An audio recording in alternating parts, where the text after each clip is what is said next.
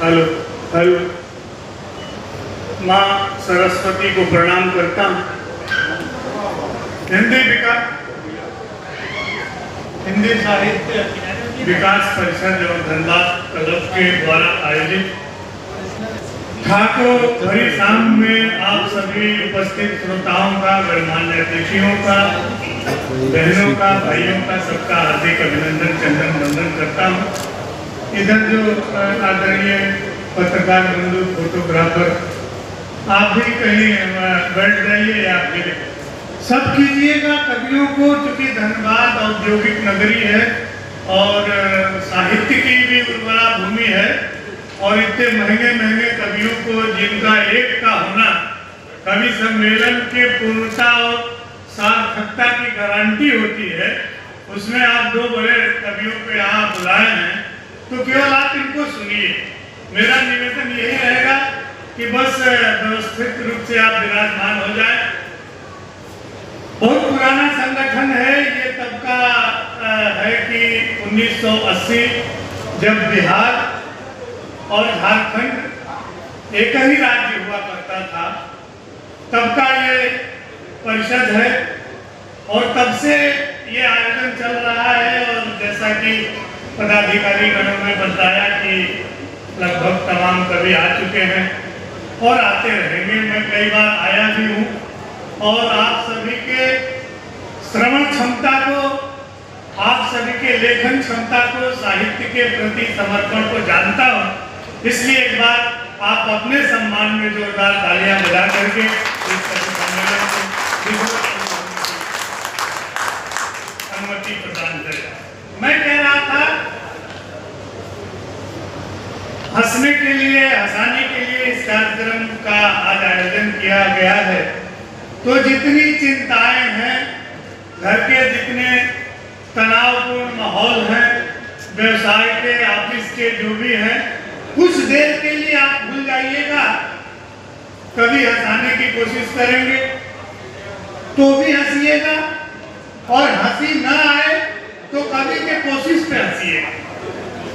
मैं कह रहा था कि 1980 में इस संस्था की स्थापना की गई थी और 80 में बिहार और झारखंड एक था, फिर विभाजन हुआ, सारी संपदाएं, खनिज, वो सब झारखंड के हिस्से आ गए। हमसे लोगों ने पूछा कि जब बिहार से झारखंड अलग हुआ तो बिहार को क्या नुकसान हुआ, झारखंड को क्या लाभ हुआ। हमने कहा देखिए, और तो चाहे राजनीतिक कारणों से, परिक्षेत्र के दृष्टि से जो भी विभाजन हुआ हो, लेकिन जब बिहार और झारखंड एक था तो समवेत रूप से एक ही पागल खाना था। विभाजन हुआ तो पागल खाना आपके हिस्से आ गया और सारे पागल बिहार के हिस्से आ गए।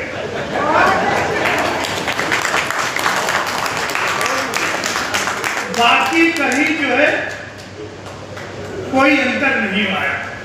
आप कविता सुनने के लिए इकट्ठे हुए हैं, उसके माध्यम से हंसने मुस्कुराने के लिए इकट्ठे हुए हैं।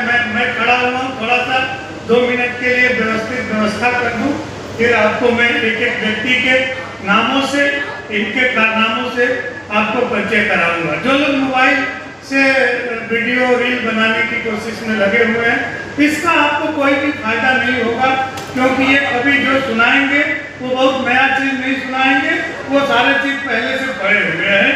तो आप दो काम एक साथ नहीं कर सकते। आप हंस भी लें, ताली भी बजा लें और मोबाइल से आप उनको कवर भी कर लें, ये दोनों चीज नहीं हो सब पाएगा। तत्काल जहाँ रहिए वहाँ पूर्ण रूप से रहिए तो जीवन का आनंद है। अभी सर के साथ हम लोग भोजन पे थे तो सर ने कहा कि संवेदनाएं खत्म हो रही है।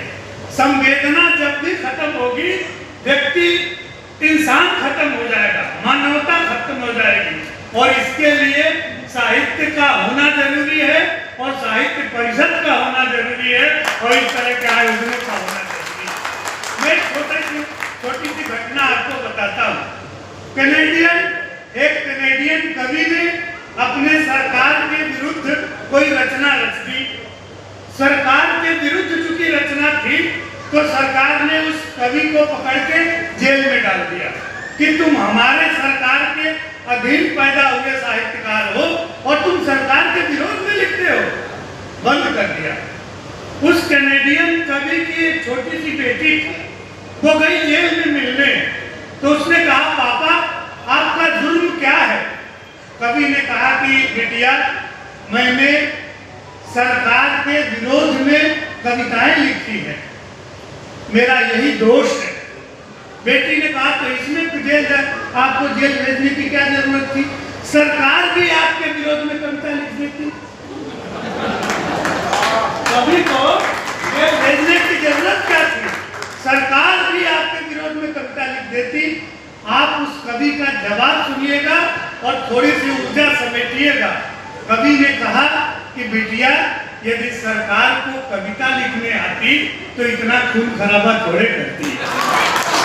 जिसको साहित्य रचने आता है वो खून खराबा नहीं करता, वो तो अपनी संवेदनाओं में।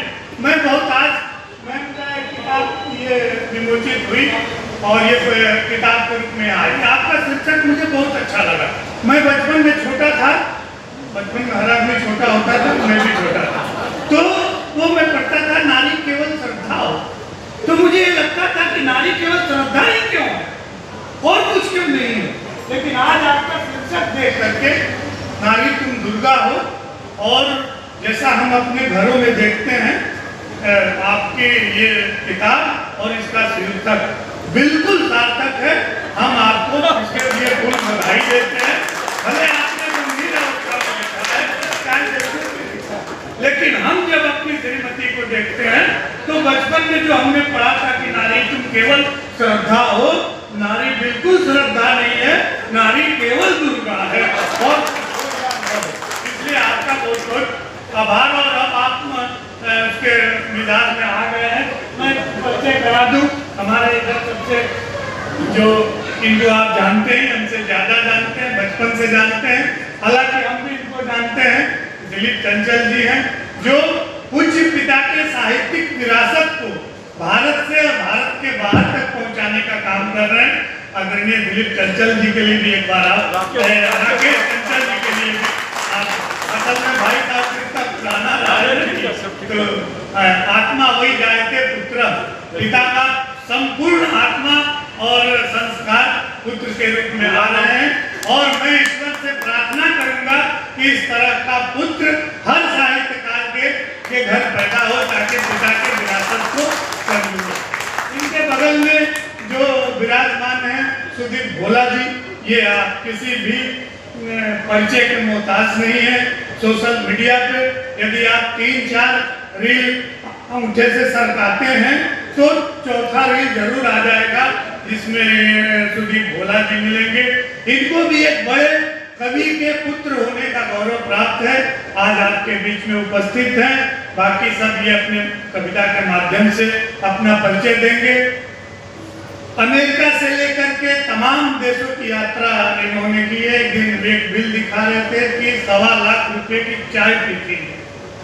हमने कहा यार कभी 1.25 लाख रुपए की चाय पीता है? कहे कि चाचा वियतनाम गए हुए थे और वहाँ एक चाय 1.25 लाख रुपए की मिलती है। तो कई देश की यात्रा वहाँ भी गए हैं जहाँ देश अभी बना ही नहीं है। तो सुदीप भोला जी के लिए एक बार तालियां बजाइए। बहुत खूबसूरत था स्थान देख करके विराजमान है। आपके जो बड़ी परिश्रम किया है संजय जी ने, तो उनको इस परिश्रम का लाभ मिलना चाहिए। हम कहें कि सर 1-2 आदमी को हम भी सम्मानित कर रहे हैं, तो कहे कि आप अपना मुँह देखिए, आप ही जैसे व्यक्ति को सम्मानित करना होता तो हम आपको इतना खर्च क्यों करते। तो हम भी बात को सोचे कि भाई हमसे कोई सम्मान लेना क्यों चाहेगा। रूप को विश्वनाथ ने कहा, आचार्य विश्वनाथ ने कहा कि वाक्यम रसात्मकम काव्यम, रसात्मक वाक्य को काव्य कहते हैं। रूप को भूप सिर नवाता है, रूप के गीत कभी भी गाता है। रूप और काव्य दो नहीं होते, रूप ही काव्य कहा जाता है। तो पूरे रूप को आच्छादित करके विराजमान, उनके बगल में आदरणीय भोज मोहिनी जी, संजय जी, मैं आपको एक बार और शास्त्रों के हिसाब से आपको सचेत कर दूं कि ये डॉक्टर भुवन मोहिनी है, ये इनका दूसरा जन्म है। पिछले जन्म में भी ये भुवन मोहिनी ही थी। तुलसी बाबा ने इनका जिक्र विश्व मोहिनी के रूप में किया है और नारद भी इनके चक्कर में पड़ के बंदर का मुंह लेकर के घूमते रहे हैं, तो इनके बहुत चक्कर में पड़ने की जरूरत नहीं है। थोड़ी सी तालियां आपकी तालियां कमजोर। आगे थोड़ा सा आप बहुत अच्छे लोग हैं, गणमान्य हैं और हर गण प्रतिष्ठित व्यक्ति को ही सबसे आगे बैठाया जाता है। ये हर संस्था का नियम है और हर कवि सम्मेलन में यही होता है। लेकिन आपसे मैं निवेदन, ये आप मोबाइल लिखेंगे तो हमारा ध्यान भंग हो जाएगा, फिर हम पता नहीं क्या बोलने लगे, कहाँ से बोलने लगे, तो थोड़ा सा कार्यक्रम में बाधा हो। आगे जो लोग बैठते हैं पूरे कवि सम्मेलन की जिम्मेदारी उनके ऊपर होती है। वो शहर के गणमान्य लोग होते हैं, वो पूरी ऊर्जा के साथ हमारा समर्थन करें तो कवि सम्मेलन जमेगा, अन्यथा हमारा रोज का काम है, हम कुछ नहीं कर पाएंगे। हमारे साथ हुआ, हम लोग गए थे लंदन, भारत सरकार के तरफ से लंदन गए। आप तो तमाम आयोजन करते हैं, आप जानते होंगे। आपको किसी कवि सम्मेलन को, किसी आयोजन को नाश करना हो, नष्ट करना हो, तो शहर के सारे मनहूस चेहरे ला करके आगे बैठा दीजिए। वो आयोजन अपने आप ध्वस्त हो जाएगा। हंसाने वाला कभी कोशिश करेगा, तमाम प्रयास करेगा और आगे वो मुंह लटका कर बैठे रहेंगे या वीडियो बनाते रहेंगे, या वो इतने बड़े हैं कि वो हंस नहीं सकते। हम कितना कोशिश करें वो नहीं हंसेंगे। तो ऐसे लोग, हमारे साथ ये हुआ लंदन में 40 अंग्रेज लाके आगे बैठा दिए। पंडित जी इनको हंसाइए। अब उनको क्या हंसाए? हमको अंग्रेजी नहीं आती, उनको हिंदी नहीं आती। अब हम कुछ भी खुले मन से हम ऐसा कुछ भी नहीं बोलेंगे जिससे आपको लगे कि हम आपका उपहास कर रहे हैं। मैं बहुत पढ़ा लिखा और बहुत बड़ा कवि, बहुत बढ़िया कवि। हास्य और उपहास में बहुत अंतर है। हम आपका चयन जब भी करेंगे आपके सम्मान और आपके आकृति, आपके ऐश्वर्य और वैभव के हिसाब से करेंगे। आप बिल्कुल चिंतित मत हो जाइए कि हम आपको कोई मतलब उस तरह का करें। हम ऐसा कुछ भी नहीं करेंगे कि आप गंभीर हो जाए। तो आगे बैठा दिए और कहे पंडित जी इनको हंसाइए। क्या हंसा है? हम कविता सुना रहे हैं तो कुछ समझ में नहीं आ रहा। वो अंग्रेज चुपचाप बैठे हैं और पीछे से ये लोग कह रहे हैं पंडित जी कोशिश कीजिए, कोशिश। अब कोई हंसी नहीं रहा, जैसे पूरे लंदन के सबसे बेकार चेहरे आगे बैठे हुए हो। हमने नॉन स्टॉप 45 मिनट संस्कृत में कविताएं सुनाई। 40 के 40 बेहोश, सब 40 बेहोश। दूतावास के लोग आके पकड़ लिए, कहते रहे आपने ये क्या किया? हमारे 40 VIP बेहोश हो गए। हमने कहा ये जालिया वाले बात का बदला है, ऐसे लिया जाता है।